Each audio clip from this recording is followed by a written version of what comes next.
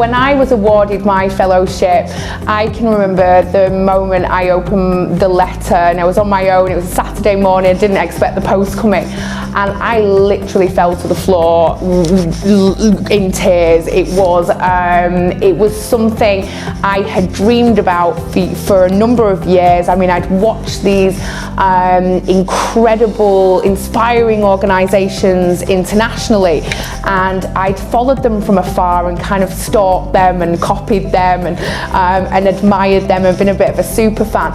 So to find out that I was going to be able to go and visit them and connect with them, but not only doing that, doing it under the name of the Churchill Trust and doing it with the support of the Churchill Trust as well.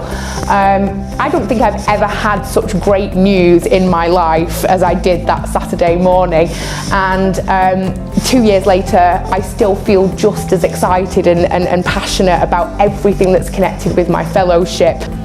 I was meeting my mum for coffee after work in a cafe which is literally 200 yards from where I live, and I'd been home and checking and see if there'd been any mail, and it had turned up, you know, as my mum was waiting for us. So I took it and I didn't open it. I went to the cafe and I says, "Do you want to open this?" She went, "No, you open it." You know. So it was the experience of opening it and seeing I've got it, you know, and my mother was extremely proud, and it was great to give her something back, because things haven't always been the ideal son, not always. It was great, it was beautiful.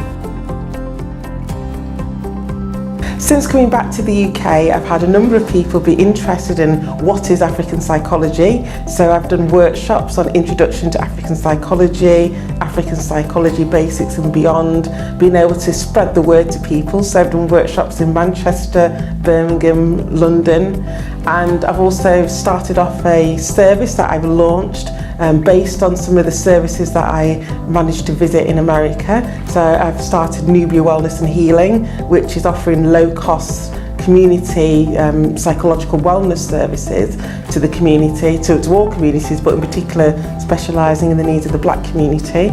I've started off free community wellness emotional emancipation circles, which is getting healing into the community in terms of groups.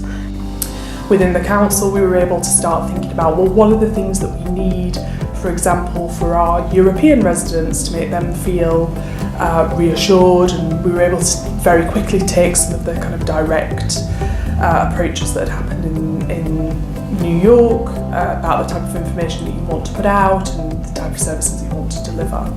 But I also then actually moved on to my current role at the Centre on Migration Policy and Society at the University of Oxford, which is leading a programme called Inclusive Cities.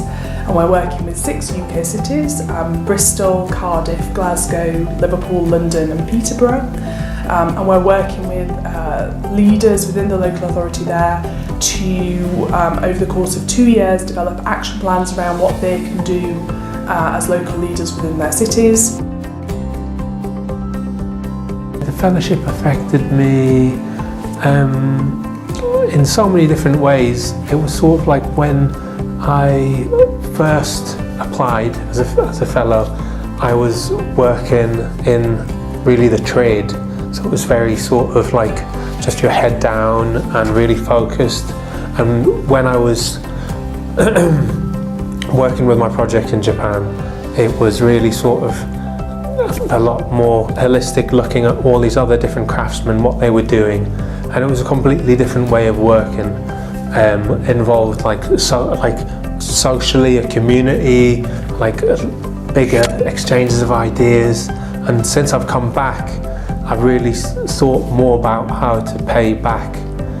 Not necessarily how to pay back, but it's a sort of responsibility from the work.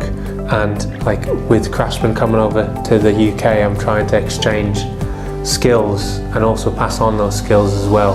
When I was in America, I discovered a lot of individual skills that I have that I didn't think that I had. Being able to survive for 4 weeks on my own, plan going to visit different projects and manage my diary and manage my time.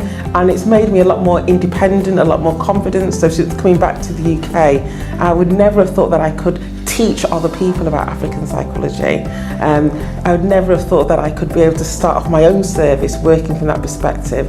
But when I was in America and I saw other people doing it, I think I just picked up on some of the skills by osmosis. I would definitely encourage a lot of people to apply, especially actually people like myself, people from minority communities. I think, you know, there's just so much to be gained, so much. And I just don't think you could ever have a bad experience, because if you have something that you're really passionate about, and you actually just want the opportunity to learn and travel and see the beauty of people and learn from them, then it's honestly the best thing you can do. I mean, you know, you get to travel for free, so you know, that's the most amazing thing. I think other people should definitely apply for the fellowship. From my personal experience, I have nothing but positive things to say about it. It has allowed me to go places and do things that I never thought that I would necessarily be able to, and then translated them into my career. And this idea of that we should be more outward looking, that we shouldn't be insular, that we should look outwards and we should be open to learning and growing and thinking about what we can take from other places in the world and bring them back and apply them to the UK, I think is a really powerful idea and has been very powerful for me personally, and I think it can be for others as well.